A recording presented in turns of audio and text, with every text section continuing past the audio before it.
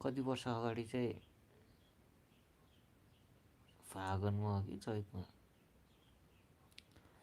दहचोको डाँडोमा पनि हिउँ परेको थियो। यसपालि हिउँ पर्छ क्या यस्तै तालले त।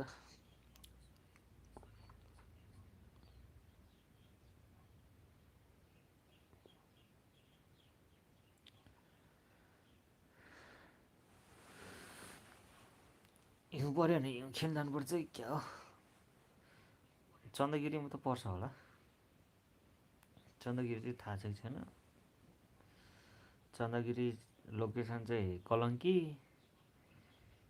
कलङ्कीबाट चेकपोस्ट भन्ने ठाउँ आउँछ। चेकपोस्टबाट अनि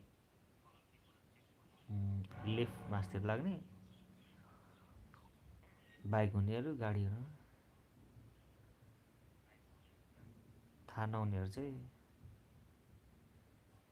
कलङ्कीबाट गोदाम भन्ने गाडी लाग्छ, गोदामको गाडी चढ्ने। थाहा छैन भने चेकपोस्टबाट नि लाग्छ।